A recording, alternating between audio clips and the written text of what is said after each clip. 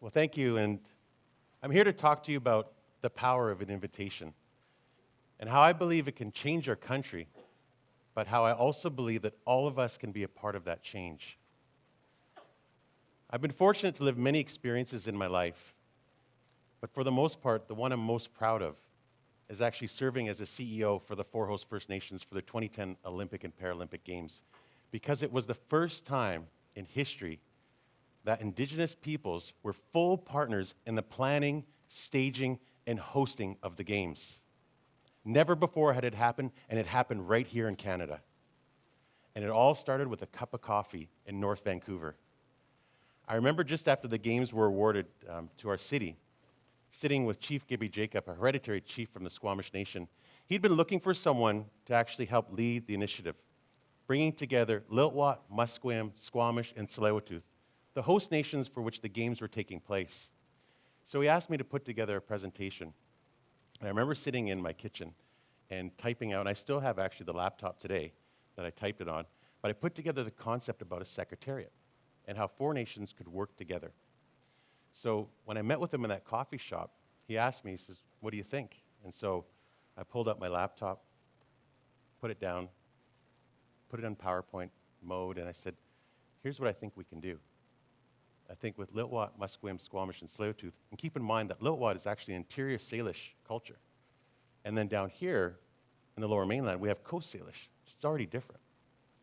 But I also said that if we can work together as four, we can really make a big difference in the Games." He says to me, "I like your idea. I think it's really good." He goes, "But think about this. In order for this to be Canada's Games, we need to include First Nations, Inuit, and Métis people from right across the country." And I don't know if you know this, but Canada is a pretty big country. There are 633 First Nations in Canada. There's the Inuit people of the north as well as the Métis culture. So I looked at him and I said to myself, I had to think about this. Do I really want to take this on? It's like anything I've never done before. And I agreed. I said yes, because I remembered one thing that my grandmother and my elders had taught me: our culture. And in our culture, an invitation is a very significant and a very powerful thing that happens. If you've never been to our longhouses, and that's where we practiced our governance, that's where we lived as families, that's where we practiced our ceremonies, that's where we came together as peoples. And if you think about the interior side of a longhouse, you think of the two fire pits that you would have there. You have bleachers, you have the drums going, you have the songs being shared, and then you have the words of the speakers explaining some words about some of the events and things that are happening that day. And as a family, when you plan an event like a naming ceremony or a wedding or even a funeral or a memorial, as a family, you go and invite people personally to come to your traditional work, and we call them potlatches. And when you're asked to come to witness that work, you're asked to play a very important role. That role is to be the witness, because we had no records of time. We didn't have cell phones, we didn't have video cameras, we didn't have written records. You became the record of time when you came to our events. And that still happens today. So I remembered that. I thought, our culture will help us. Our culture will be the foundation for which we're going to move forward. And when you're asked to come and witness and partake in our ceremonies, you're asked to keep it in your hearts and your minds. Go back to where you're from and tell that story time and time again. That's an age-old tradition that's still practiced today. And that's the power of being a witness. Now, what's important about all of this is that after I agreed to say yes, he said, "I'll call the first meeting." He brought in the four nations together. We're in North Vancouver. We're at an elder center. I remember all the chiefs and councils walking in, and I wasn't quite sure what to make of it. So I shared the concept and the idea, and they all agreed, yes, this is a good idea. But I can tell you this, it took 1 year and 28 meetings for us to come together to create a protocol agreement to even work together of how we would do this. How could we work together? And also, keep in mind that we're all family, and I don't know if you have extended families. Sometimes you get along, and sometimes you don't get along. And that happens quite often. But you know what we did over that year? We had a personal connection with each other. But also we focused in on what we had in common, and we came up with 3 goals. Our 3 goals were, 1, to share the diversity. Remember I talked about how many First Nations there are in this country? We're not all the same. I would meet people and they thought I knew people in Saskatchewan or Manitoba just because I was First Nations. Wasn't the case. We're diverse. We have many languages. We have 50 different dialects of languages right across this country. The Inuit cultures I knew very little about, even Métis culture. So we wanted to show the world that we're diverse. Number two, we wanted to break stereotypes. We wanted to show people that we're a proud people, we're a strong people, we're a humorous people. At the same time, we wanted people to know that we're not just in history books. We're living and thriving today. That was our second goal. Our third goal was to educate people through action. We wanted people to participate with us in our culture. We wanted to invite cultures from anywhere in the world to come experience our culture so we could share it together as Canada, as a nation. And as we started to work together, another year passes and we actually develop a working agreement with the organizing committee. This is the first Indigenous agreement ever in the history of the Games, and as well as the International Olympic Committee. But we set down that framework and we started to work together. And we had to learn basically what was happening in 80 different department areas within an organizing committee, which is significant. We started with 2 people, and we started to build our small little team as a group of First Nations people. And as we started to do that, we learned more and more about the Games. We also incorporated our culture into the fabric of the planning and staging of the Games. We also asked all the torch relay people and all the torch coordinators to learn a bit about our culture. And as they extended the invitation across, we picked up the phone and phoned 117 First Nation chiefs from right across this country and invited them to be a part of the Games and the torch go through their community. The Inuit people, we called them. We made sure that we sent that invitation to them. The Métis people as well. Everything seemed to be going well as we were leading up to the Games. But I remember I was traveling out to Akwesasne, Kahnawake, Tyendinaga, and Six Nations. This is Ontario and Quebec. I left Kahnawake and just outside of Montreal, and I was in my car. We're driving down to Six Nations, and I got a call on a Thursday. It was a Thursday that was in just about the end of November, beginning of December. And that call came through, and it says, Tewanee, I understand you met with a chief and council out in Kahnawake. I said, yes, we did. Everything was going well. He says, well, you should have met with us. We're the Longhouse people. And I said, I didn't know I was to meet with you. He says, well, if you'd known, you should have come and talked to us because we have some things to say to you. I said, okay. I said, I'll tell you what. It's Thursday. I'm almost in Six Nations in Ontario. I'll get on a plane.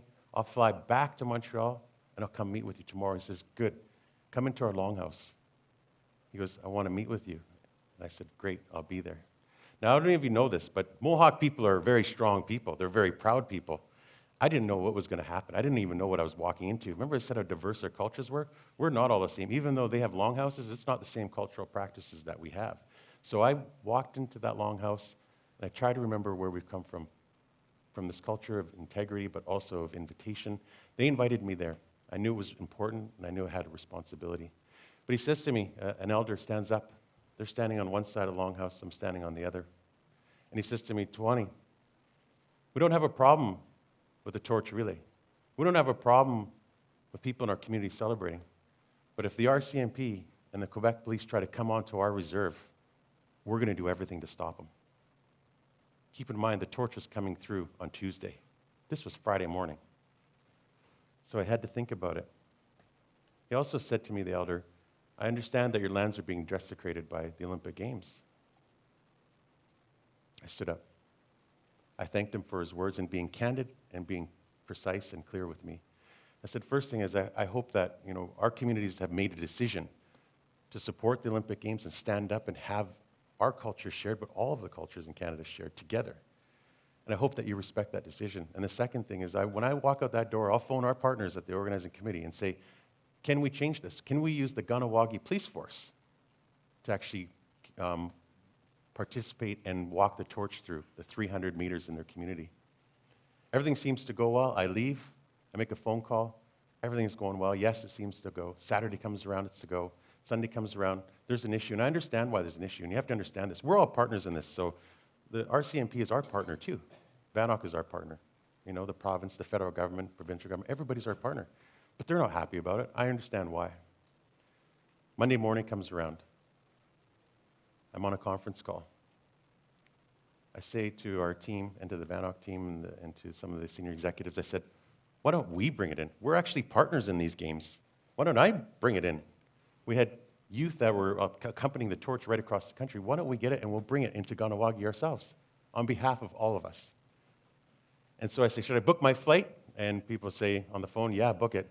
I go to my press conference in the morning. At 11 o'clock, I get a call. It's a go. I jump onto a plane. This is my third time going to Montreal in a week. I jump onto a plane. I get in at 1 in the morning. I go to the briefing at 8. I pick up some directions on where to pick up the flame and the 2 Aboriginal youth that are traveling with it. And on the way there, I'm driving with a colleague of mine, and I can't use GPS very well. I know they're very simple, but it wasn't working. I had to stop and get a map at a gas station and try to figure our way out. And about an hour later, we show up late. We pick up the youth. They get into this rented car, blue rented car, I remember this, get into the back, and I'm carrying the flame.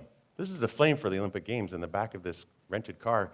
We start to make our way to Kahnawake, just outside of Montreal, and on the outskirts, there's Kenneth with some of his boys outside, standing outside of their pickup trucks. We had an agreement with them. They knew that we were going to use the Kahnawake Police Force, and so here I am driving through Kahnawake, waving, bringing the flame into the middle of Kahnawake, and it starts to become forensic. There's media there. There's people starting to gather in the middle. There's homes. People are coming out of their homes. And I remember seeing Alan Morris. He's an Olympian. He's a gold medalist from the Los Angeles Olympics. He's waiting to carry the torch. And while he's waiting, he comes up to me and he hands me some 20s and these 50s. And I quickly put it into my pocket. And I have no idea what it's for, but at this point, I'm just happy that we're here. And so Alan's ready, and we light up that torch, and he starts walking. And his walk is not like this. His walk is about as fast as my jog. This is an Olympian here. So he starts to go, and he's making his way, and he's walking towards the school. There's a few protesters on the side of the road. The Kahnawake Police Force is standing with him, beside him, protecting the flame. And he makes his way right into the middle, in front of the school of about 500 people that are all there, most of them Kahnawake. And on the back of a pickup truck, there's an elder standing there, and he blesses the flame, and he says, we need more Olympians like you, Elwyn. And it was at that time that I knew that we really were partners in these games like no other. And when I thought about it, and I left Kahnawake to go bring the flame back to the touring folks from Bannock, I remember what that money was for. I don't know if you've carried a flame in the Olympic Games, but you could keep your flame if you paid about $300. So he had handed me his money for that torch. So I handed that off to the Bannock staff, and for me, it was an incredible moment of showing how true partnerships can work together, but how as Indigenous peoples, we wanted to stand together as well to host the world. As we started to move closer to the Games, we started to think about how we can include many different aspects of our cultures. So we worked together with many partners and invited over 300 youth to be part of the Olympic Opening Ceremonies. This is significant. And that invitation went out to all of our partners. And all of our partners, as I traveled across the country, we had partners in every province and territory, but at the same time, I want to tell you who they were. This is part of what we had done in extending our invitation. The First Nations Summit in BC, Treaty 678 in Alberta, the Federation of Saskatchewan Indian Nations, the Assembly of Manitoba Chiefs, the Chiefs of Ontario, the Grand Council of the Cree in Quebec, the Atlantic Policy Congress, the Dene Nation Northwest Territories, the Council for Yukon First Nations, the Assembly of First Nations, the Inuit Tapiriq Kinitami, the Métis National Council, and many others. We invited them to come to Vancouver in 2010, and they all came. And they were proud to be a part of these games with us and stand with us. And I remember one of the elders, when the youth were in the opening ceremony, say to me, it was the first time that he had ever sung "O Canada" in his whole life. And I have to tell you, in 2003, when we first embarked upon this journey to where we were in 2010, people weren't saying they were proud. People were saying all these things that were happening to us weren't good. But we wanted to focus in on what was positive in our culture. Remember those 3 goals? Diversity, breaking stereotypes, and education through action. That was our goals throughout all of the games and everything that you saw. And we started to do that. As we invited people more and more to our culture, people started to experience it and feel a part of it. And there's an undeniable emotional connection that's created when you invite people personally to do something and you accept that responsibility. So when you think about the end of the games and we started to stand there, we actually had a pavilion in downtown Vancouver at the Plaza of the Queen Elizabeth Theatre. We had over 300,000 visitors in just over 20 days. participate and be there for all of us. And I'll never forget this. It was February the 25th. I was handed a letter from a teacher from Grandview Elementary School, grade 2 and 3 kids had come to the pavilion. We went out of our way to make sure that young people were a part of what we were doing. But in this letter, it says to me, our children came, they experienced the songs, they experienced the culture, they were there. He said that when they left the pavilion, they were arguing among them who was more Aboriginal. And for me to hear that, growing up, maybe I wasn't as proud as I should have been growing up, being First Nations and being Maori, but I know now those kids with those experiences, what they're going to do in the future in shaping Canada with all the many cultures that we have is going to be absolutely unbelievable and undeniable in terms of where we go as a country. Now, we do face many challenges in Canada. We have murdered and missing women. We have issues around poverty. We have issues around education. We have many, many issues. But I know this, we cannot face them alone. We need all of you. And all the things that you do in your life, think about the power of an invitation and who you're going to invite next into the work you're doing or the life that you're living and the experiences that you do. And know that it can make a big, big difference in your life. And I think back to that cup of coffee back in North Vancouver. I didn't know what exactly I was getting into, but I know this now. That experience has brought me to New Zealand to work on the Rugby World Cup. It's brought me to Canada Games here. It's brought me to some of the events that are happening in Vancouver and many other places around the world. And I know that as a small boy growing up on a reserve and here in Vancouver for 10 years of my life in the East End, there's nothing we can't do. And I know that now because when I was invited out to be a part of this, I accepted the invitation and I stood up. I said, yes, I'll do it if it takes me day and night to do that. We grew from 2 people to 200 people in the Olympic Games. And for us, all the experiences that we've lived together now are all message carriers in what they're doing in their lives. And I believe that's what the Games really did, was we all became message carriers of what's possible. And for me, as an Indigenous person standing here in Canada, I'm proud to be Canadian.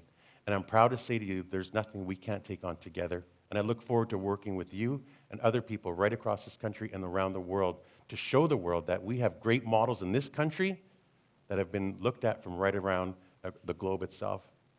So thank you for your time, and I wish you well in all the things you do. Osiam.